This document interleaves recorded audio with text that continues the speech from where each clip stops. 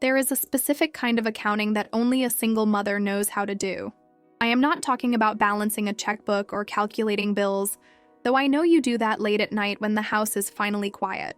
I am talking about the emotional accounting of loss. You look at your life, and you calculate the years you feel were wasted on a man who didn't appreciate you. You calculate the emotional energy you poured into a marriage that ended in betrayal. You look at your children and you grieve the family unit they should have had. You look at your bank account, which always seems to have more month than money, and you wonder where the justice is. You feel robbed. That is the raw, honest truth. You feel like the enemy came into your house and stole your youth, your joy, your financial stability, and your peace. You look in the mirror and you see the stress lines, and the enemy whispers to you, "It is too late. You lost too much. You are just surviving now." You have learned to function in a deficit. You have learned to operate while running on empty, giving pieces of yourself to your children, your job, and your responsibilities until there is absolutely nothing left for you. And the hardest part is the silence. You cry in the shower so the kids don't hear you, asking God, "Will it always be this hard? Will I always be the woman who lost everything?" You are not crazy for feeling this weight. You are not unspiritual for acknowledging the loss. In fact, you have to acknowledge the debt before it can be paid. But I need you to understand something very clearly today. The loss you have experienced is not the end of your story. It is the setup for a supernatural transaction. In the kingdom of God, nothing is ever truly lost. It is only stored up. The tears you have cried are not puddles on the floor. They are seeds in the ground. What looks like rejection to the world is actually protection from God, and what feels like robbery is actually God, clearing the slate for an unexpected overflow. You have been looking at the emptiness of your hands, but God is looking at the capacity of your heart. He had to clear out the good enough to make room for the more than enough. You are not a woman who has been left behind. You are a daughter of the King who is next in line for a divine restitution. God is not just a healer. He is a restorer. Healing fixes the wound, but restoration pays back what the wound cost you. God is about to write a check that your past cannot cancel. Here are 7 prophetic revelations about how God is bringing unexpected overflow to your home and restoring everything. Yes, everything that was stolen from you. The principle of the double portion for your shame. The first thing God is restoring is your dignity. Being a single mother often comes with a whisper of shame. Society judges you, the church sometimes sidelines you, and people make assumptions about your choices. You carry the weight of having to prove you are enough for your children. But the Bible gives us a powerful legal precedent in Isaiah 61:7. It says, "Instead of your shame, you will receive a double portion, and instead of disgrace, you will rejoice in your inheritance." Notice the exchange rate. It is not 1 for 1. God does not just give you back normalcy for your shame. He gives you double honor. What does this look like practically? It means God is going to elevate you in places where you used to be looked down upon. The very people who whispered about your struggle will have to watch your promotion.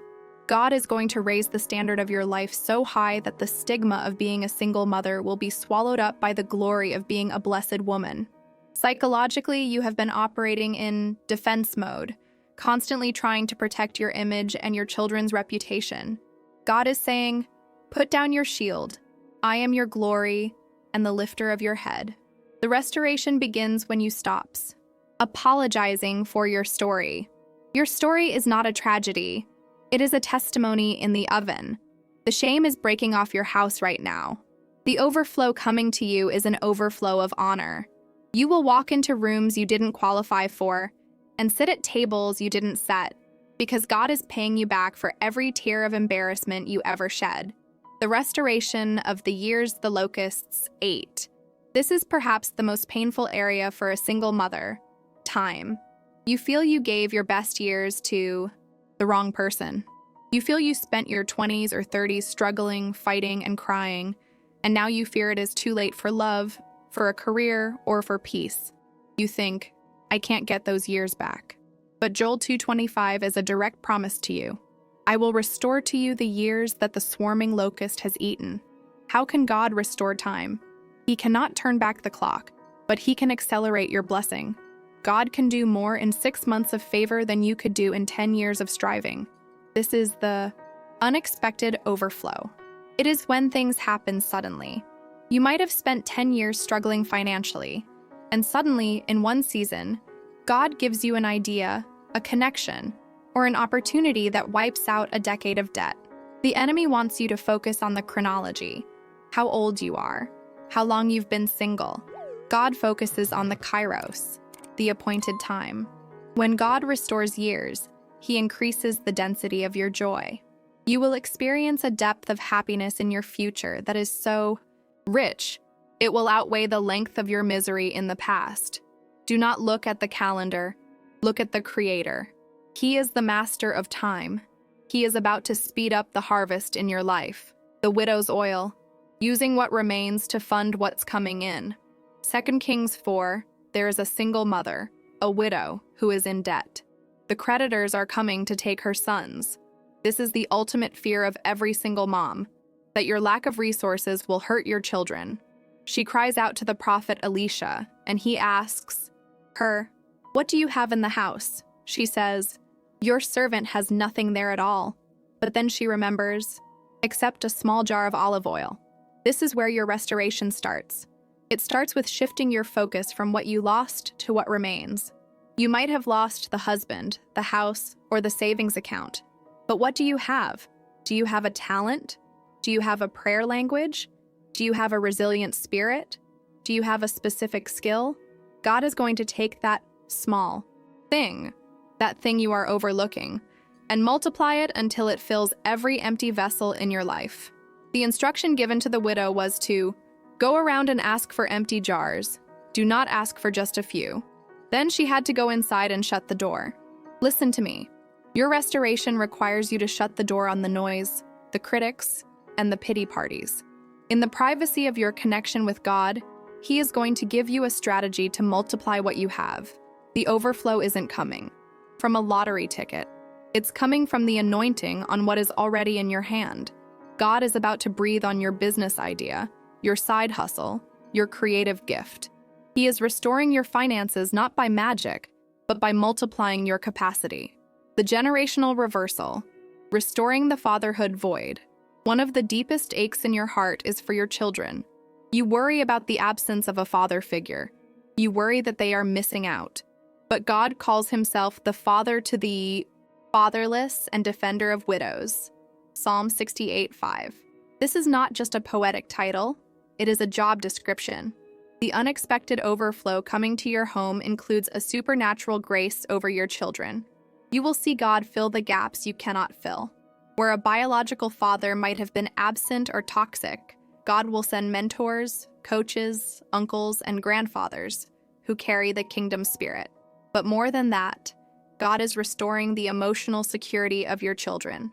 You have been crying out, "God, save my son," or "God, protect my daughter's heart." The restoration is here. The cycle of dysfunction stops with you. The overflow of wisdom God is pouring into you is enough to parent them for 2 people. You are not raising broken children. You are raising giant slayers. God is restoring the heritage of your family. Even if the biological lineage was broken, the spiritual lineage is being established. Your children will not repeat your pain. They will stand on your shoulders. The return of emotional solvency. For a long time, you have been emotionally bankrupt. You have given compassion to everyone else, been the therapist for your friends, the rock for your kids, and the punching bag for your ex. You are tired. Your soul is tired. The restoration God is bringing is not just external, it is internal. God is restoring your ability to feel joy without anxiety. He is restoring your ability to trust. He is restoring your softness. The world forced you to be hard, to be a warrior, to be the man and the woman of the house. But God wants to restore your soft life in the spirit. He wants to carry the heavy end of the log. Psalm 23 says, "He restores my soul." This means He brings you back to the factory settings, before the trauma, before the betrayal, before the bitterness took root. You are going to wake up one morning and realize the heaviness is gone. You are going to laugh, a real deep belly laugh, and realize that the enemy failed to steal your song. The overflow coming is a flood of peace that surpasses all understanding. Your home, which used to be a place of stress, is becoming a sanctuary. The Boaz factor, restoring relational trust. I know many of you have put up a wall and said, "I am done with men. It's just me and Jesus." I understand that protection mechanism, but God's restoration often involves redeeming the very area where you were hurt. For Ruth, a widow in a foreign land, her restoration came through Boaz, a man of integrity, protection, and provision. This is not to say you need a man to be whole.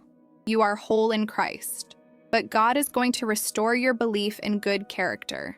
Whether this comes in the form of a future husband, or simply through godly male friendships and brothers in Christ, God is going to show you that not every man is like the one who hurt you. This is part of the overflow. God will send people into your life who are givers, not takers. You are used to being drained. You are used to relationships where you do 90% of the work. God is sending a kingdom alignment where you are cherished, protected, and covered. This unexpected overflow is relational. God is weeding out the parasites and planting oaks of righteousness around you. Do not be afraid to trust God with your heart again. He guards it better than you can. The Joseph turnaround. From the pit to the palace. Joseph was thrown into a pit, sold into slavery, and imprisoned for years.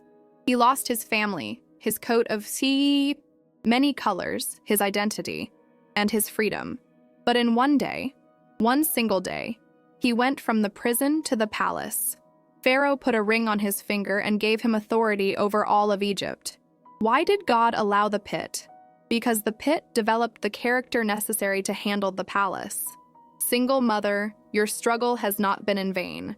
The resilience you built while navigating the grocery store with a calculator, the patience you developed while rocking a sick baby alone at 3 a.m., the faith you forged when the rent was due and the money wasn't there, that was your training ground. You are now qualified for the overflow.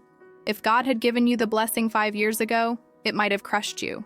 But now, you are strong, you are wise, you are humble. The restoration is coming because you can finally handle the weight of the glory. God is about to trust you with resources, influence, and joy that will shock your neighborhood. The people who saw you in the pit won't recognize you in the palace. The prophetic shift. Listen to me, woman of God. Lift up your head. You have been walking with your head down, looking at the dust, counting your losses. But the King is in the room. You are not a victim of your circumstances. You are a candidate for a miracle. You are not a broken family. You are a family under construction by the master architect. The enemy thought that by taking the man, or the money, or the help, he could destroy you. He didn't know he was stripping you down so God could build you up on a foundation that cannot be shaken. I declare over your life that the season of weeping is over. The season of just enough is over. You are entering the season of more than enough. The overflow is coming to your kitchen table. It is coming to your children's school grades. It is coming to your career. It is coming to your mental health. God is demanding restitution from the enemy. Every tear you cried is being converted into joy. Every night you felt lonely is being converted into intimacy with the Holy Spirit. You are coming out of this with great substance. You are a queen who has survived the battle, and now it is time to wear your crown. Do not let the devil lie to you for one more second. You are not damaged goods. You are chosen, royal, and beloved. The restoration is not coming someday. The decree has been signed in heaven today. Place your hand over your heart and pray this with me. Father, I thank you that you are the God of restoration. I surrender my calculator of loss to you. I stop counting what I lost, and I start counting on who you are. I forgive those who stole from me, and I release the debt, because I look to you for my repayment. Lord, open the floodgates. I open my heart to receive the unexpected overflow. Heal my home, bless my children, and let my life be a testimony that you restore everything the enemy tried to destroy. In Jesus' name, amen. Now, I want you to make a prophetic act of faith. The enemy hates it when you declare your victory before you see it. Go to the comments and type this declaration. I receive my double portion. Type it with faith. Your restoration begins now.